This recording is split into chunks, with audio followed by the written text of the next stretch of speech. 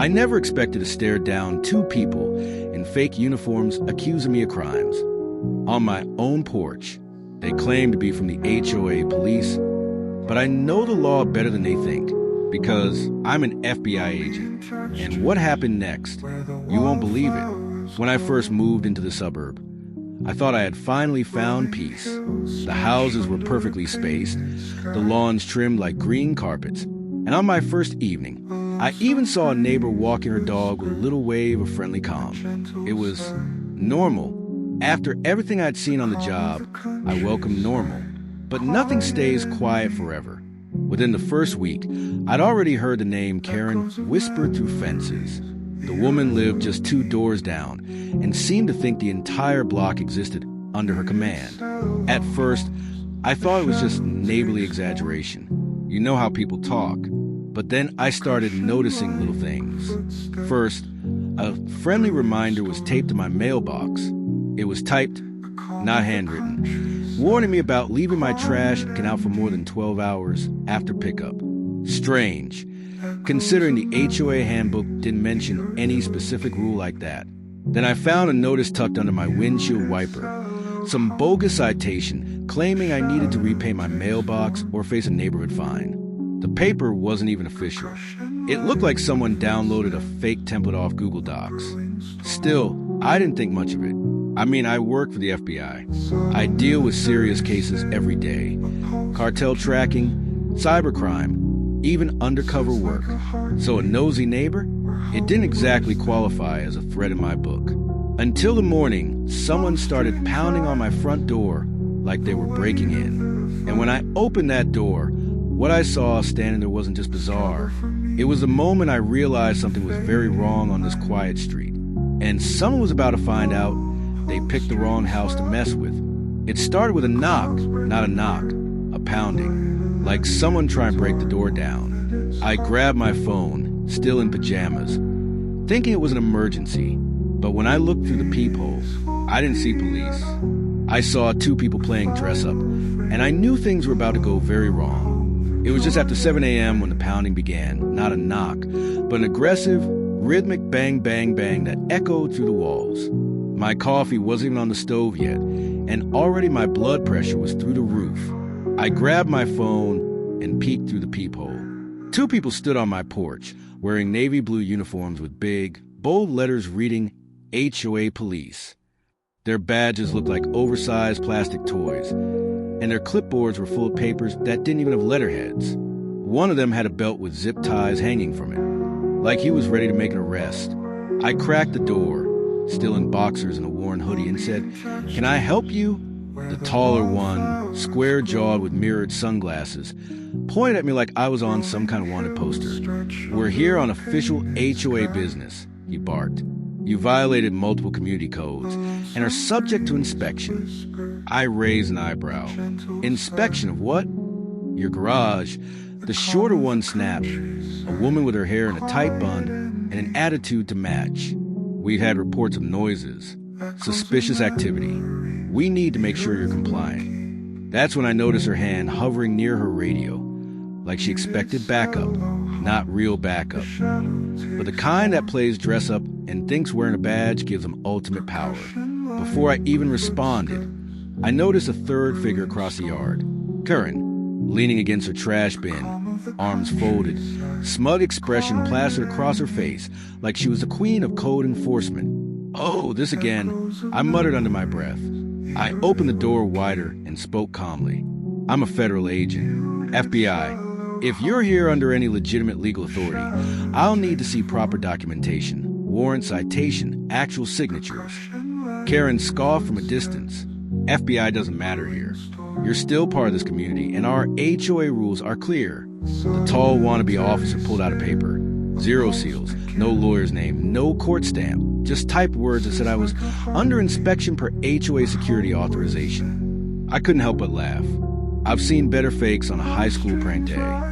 The guy stepped forward. "You laughing at authority?" I stepped out and crossed my arms. "I'm laughing at your authority. Unless you're carrying a lawful warrant and a real badge issued by the state or the feds, you don't have a right to do anything on this property." The woman clenched her jaw. Refusing an inspection is another violation. Karen walked up, not missing a beat. And violations come with consequences. I stared dead at her. Lady, you've got no idea who you're messing with. To her, it was a threat. To me, it was a fact. I thought the threat would end when they left my lawn. I was wrong, because by the time I got to work, the real damage had already begun inside the FBI. Less than an hour after slamming my door on the fake cops and Karen, I got a call from my field office. Caller ID showed my supervisor, which wasn't unusual, but at 8 a.m. on a random weekday, it usually meant something bad. When I picked up, his tone was stiff. Get to the office. Now. No pleasantries. No explanation. My hands gripped the steering wheel tighter the whole drive in. Did Karen really send complaint? Would she go that far? Yes. Yes, she would. The second I walked into the field office, the energy was off. Co-workers I'd known for years gave me side eyes. Someone even stopped whispering when I walked by. That was the first real gut punch. The second came 5 minutes later, when I was pulled into a closed-door meeting. Local authorities lodged a complaint about your behavior during a neighborhood inspection. My supervisor told me, tapping a file. Local authorities? I asked. HOA enforcement unit, he said, deadpan. I blinked. That's not real. They're impersonating law enforcement. I told them. He waved his hand, cutting me off. I believe you, but there are type reports. There's a log of complaints. And somehow they've made it to internal affairs. My stomach dropped. This stunt wasn't just a power trip by Karen anymore. She was playing a much longer game, one aimed straight at my badge. I left that meeting realizing I wasn't just dealing with fake cops on my lawn. I was now under fire where it hurt most. My job, my name, and everything I stood for. I thought Karen was just a control freak playing dress-up. But what I found next proved something worse. She wasn't just running a scam. She was trying to take over the whole neighborhood. After that meeting with my supervisor, I went home with my head pounding. Karen had pulled off something most criminals fail at. She'd made a fake authority look official enough to get internal affairs sniffing around an FBI agent. But I wasn't done. That night, I grabbed a flashlight and walked the neighborhood. Quiet houses, dark windows, but cameras on every porch. Karen had injected fear into this place like it was a gated compound. My next step? Call Alvarez, a solid local cop I'd worked with before. Straight shooter. No bull. I laid everything out for him over the phone. Fake citations, bogus inspections, uniforms bought off Amazon, and neighbors too afraid to speak up.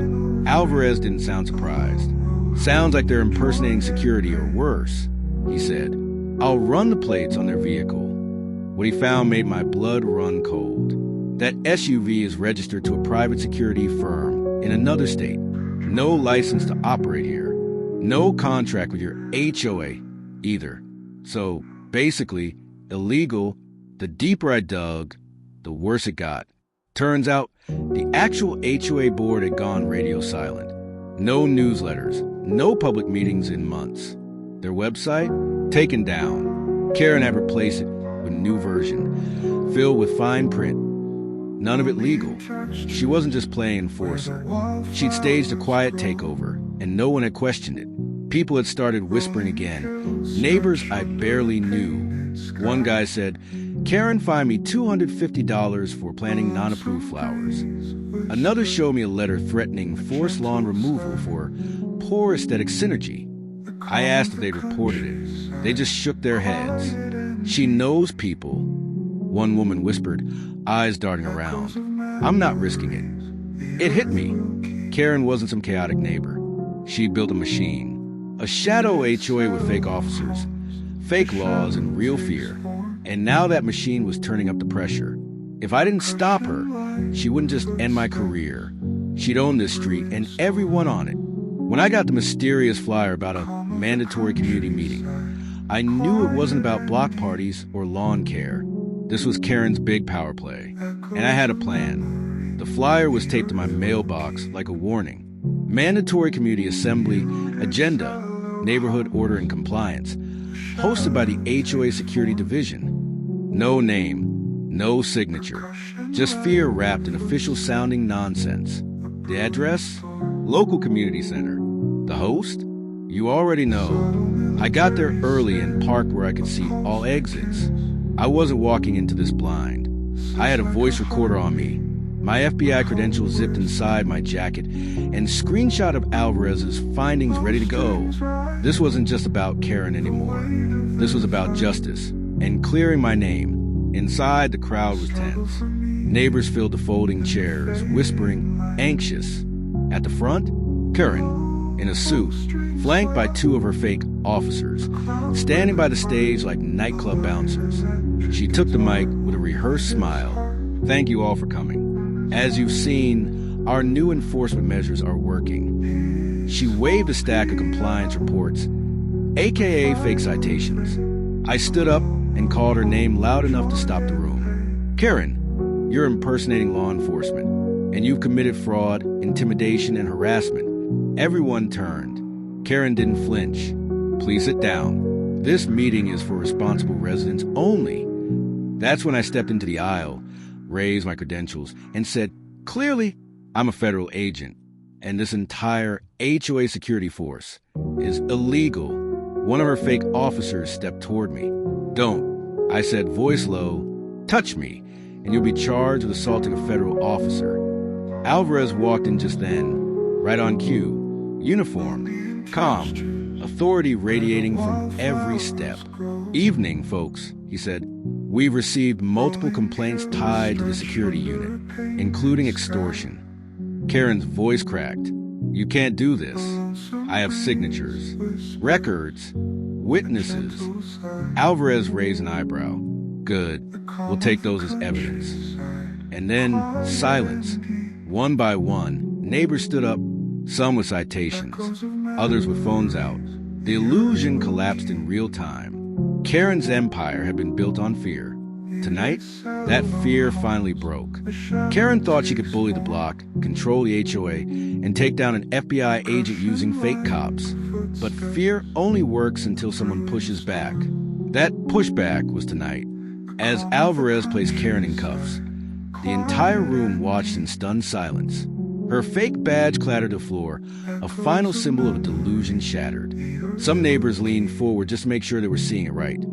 The woman who'd ruled their lawns and mailboxes like a tyrant was officially being escorted out by real law enforcement. Karen shouted over her shoulder, "You people should thank me.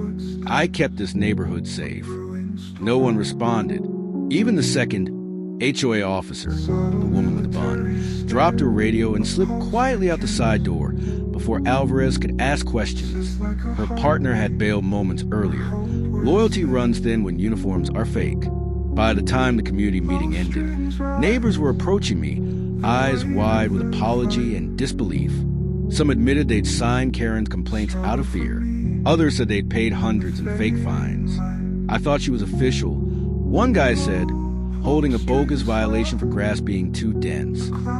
I just nodded. You're not the only one. The aftermath moved fast. Tamara came forward first, filing one of the first official statements of harassment. That opened the door. More neighbors followed. Alvarez pushed it up the ladder, and soon it became a criminal case, impersonating a law officer. Fraud. Coercion. Karen's record showed she collected over $8,200 in made-up fines. And the kicker? Her security outfit had no business license in the state. Weeks later, her mugshot showed up on the local news, buried in a headline that read, "Neighborhood officer arrested for impersonation, extortion, and HOA scam." I cleared my name with the Bureau. Internal Affairs dropped the inquiry, and my supervisor gave me a half smile the next time I walked in. You were right. Next time, fight a little quieter. We both laughed. The neighborhood returned to normal. Porch lights glowing, garden hoses hissing, actual silence for once. The fake HOA group dissolved overnight. Karen supporters vanished, too, pretending like they'd never flown her flag. And me? I went back to doing what I do best, protecting people from the people who think they're above the law, even if those people were in my own backyard. It still blows my mind how far Karen went. Fake uniforms, fake fines, even dragging me into a bogus inquiry at the FBI. all to feed her fantasy of power and control. And the scariest part, for a while, it worked. It made me realize something. People will follow anything that looks official, even if it's built on lies. Fear is a powerful tool in the wrong hands. But the moment someone stands up, even one voice, those illusions fall apart fast. She used intimidation. I used truth, and the truth won. Now, the neighborhood feels like a neighborhood again. People wave, kids play, and nobody's patrolling in fake cruisers with zip ties and clipboards. Justice was served. And Karen, hopefully learning what real consequences look like.